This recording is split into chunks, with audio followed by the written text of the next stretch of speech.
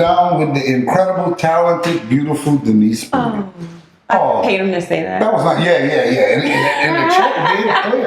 It did. Denise, why don't you tell everybody out there, just tell us about yourself. Oh my gosh. So my name is Denise Boutte, and most folks know me from a little bitty Tyler Perry movie called Why Did I Get Married? And about 7 months after I filmed that, I started a television show called Meet the Browns. I played Sasha in there, and I think we went, I want to say 5 seasons?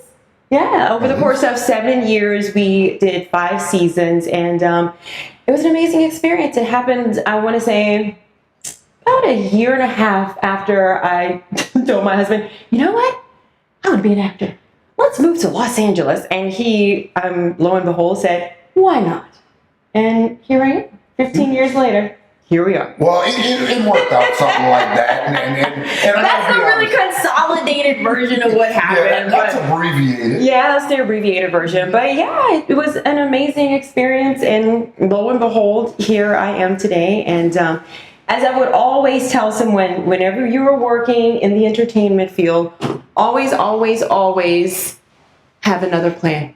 Okay, instead of waiting and for the phone call and for this project or next project, always be on your P's and Q's. Stay ready so you don't have to get ready, and always have a business of your own to pour your energy into. That's a good plan. And I gotta admit, I'm kind of cheating with Denise, and I'm real excited to get to interview her finally, because Denise and I are real good friends. I'm real good friends with her husband. Actually, I was in her wedding. Yeah. Well, I was a groomsman, so it was the husband's side. So we were close, and it's like real cool that I get to do this. And she was saying that having a backup plan was awesome, because I remember the conversations when y'all was going to move from Dallas to Los Angeles to me, and left a real executive job at Fossil and took a chance, and it worked out real good. And I'm so proud of y'all for it, because it's pretty cool. Thank you, John. Jared, excuse me.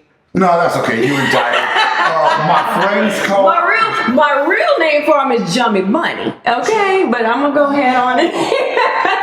that's Jummy Bunny right there. But I forgot I can't call. Okay, so no, it's off. It's over. Okay, that's Jummy. Yes, I have to explain. My friends call me Jum or Jummy, and my female friends call me Jummy Bunny. So but that's all right.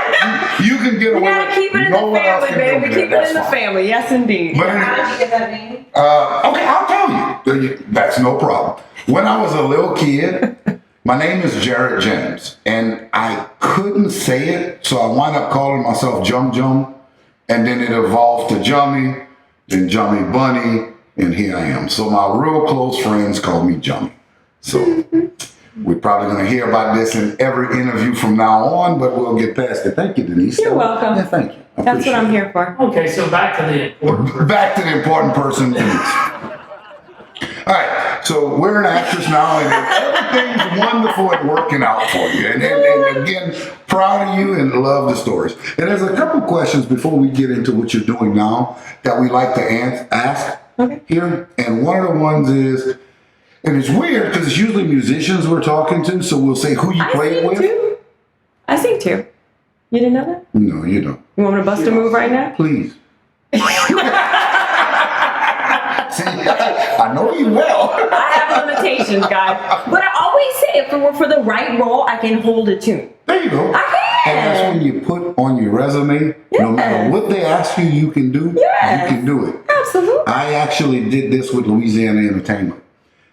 They made a comment about cooking, and I told them I could cook. Yeah. And I have to have done 3 cooking shows now, and I have no clue what I'm doing, but it works. It comes out. So if on the other side they believe and they go for it, dude. Yeah, that's all that matters. So again, before we get to where you are now, one of the questions we love to ask the entertainers is who you played with. So we're going to ask you in a different way. Some of the people that you performed with, acted with, and now you get to name drop and tell us about some of the people you worked with. Oh, what do you want to know? Oh, just some of the names, some of the people you worked with. Ooh, I guess the biggest is Janet Jackson.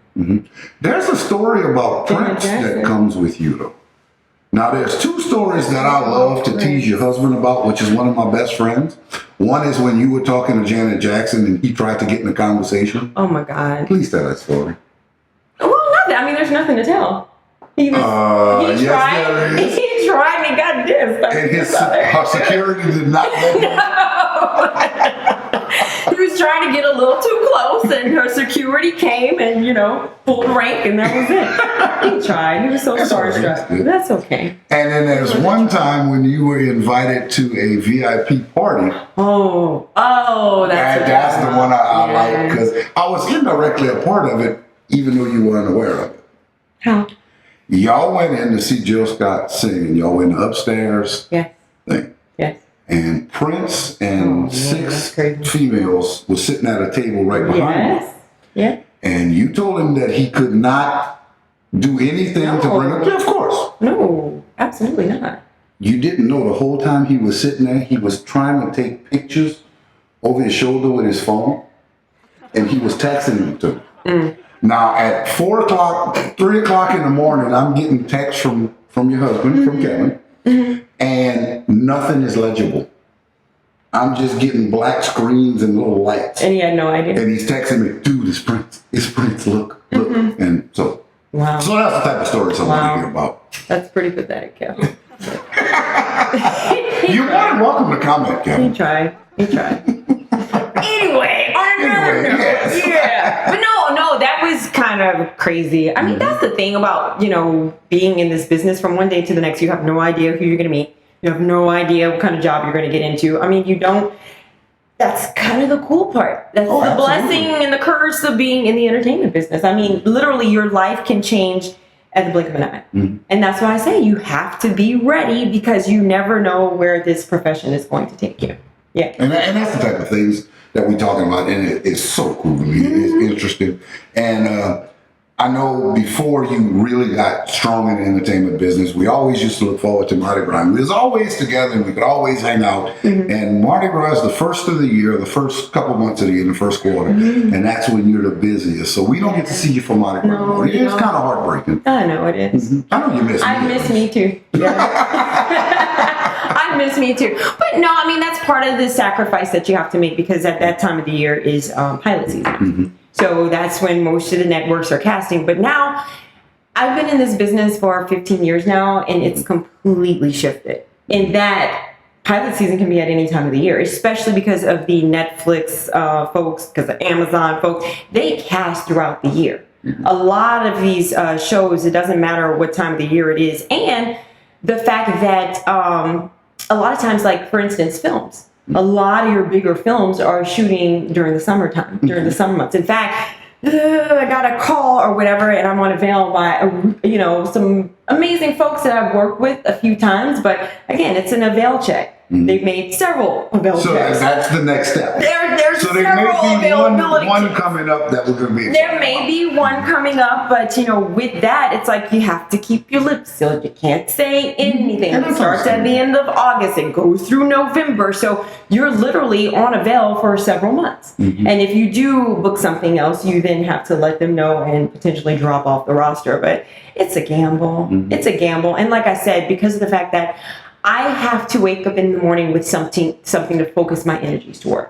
I have to have a goal. I have to have something that I'm following up on, I'm following through on, and hence the reason why I say entertainment is a beautiful thing, but I like to work. And call me what you may, but part of my identity is what I do. Yeah, absolutely. It might be. I mean, to other people be like, "Oh my God, she's so shallow." But no, I've always been focused on, accomplishments. I've always had the dream board. I've always been focused on what's next, and I have to have something to pour my energy into.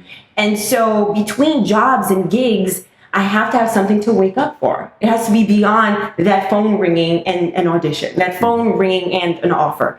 And so, because I worked in advertising for 5.5 years, I love business. I love being in charge of something. I love, kind of having something to drive my energies toward. And that's what I say is one of the important things, to make sure that like in advertising, I was in charge of an entire department. So I know business, I know how that part of it is supposed to work. And that's the thing, it's show business. If you don't have that side or whatever taken care of, somebody's going to take you. Exactly. And even if you do have the business side, you still have to have your eyes wide open and have a team around you that protects you. And the things that you can't answer or you don't understand, they're there to take care of that part for you. Because I don't know all aspects of this business, but the same manager I had whenever I stepped into that town is the same manager I have till this day. You have to be able to trust the people around you. Your team has to be solid. That's a conversation we had several times about working with people and being able to trust them and kind of having the same vision. Oh yeah. Exactly. Oh, my manager's the first one to, bust me down. You know what I'm saying? And somebody who's not afraid to be honest. And he'll keep me real in 2 seconds, So I love that. I'm really aware of people being willing to bust you down because Hoyt tries to tease me all the time. He's always telling me that wasn't good. But that's all right. That's how we work together. Now I'm going to give you the opportunity to, we call it a shout out. Is there anybody, especially in your hometown, which I'm going to let you say it publicly, and I'm talking about your mom, anybody you want to say hi to right now. You know what? But if I say one person, I'm going to get in trouble. I can't say one person. But I just love you to admit where you're from because it's kind of funny. What? Is that funny? The village of Maurice? Yes. Shout out Maurice. What's up? See, Joey Bunny trying to clown y'all, okay? No, I'm not clowning Maurice is about to have a big grocery store and 2 lights. So they're getting a second light? Shoot. But anyway, we got 2 churches and about to have another light. That'll work. But in fact, I think we're like out of village status and we're going actually getting a town. That's cool. Got a post office yet? Yeah. All right. Well, then that's the start of it. Whatever, dude. So yeah, big old Maurice. Well, we're definitely going to talk more about where you've become now, and we definitely want to hear it. We're going to take a little break right quick. Y'all come back, hang around for Denise Boutte. We'll be right back.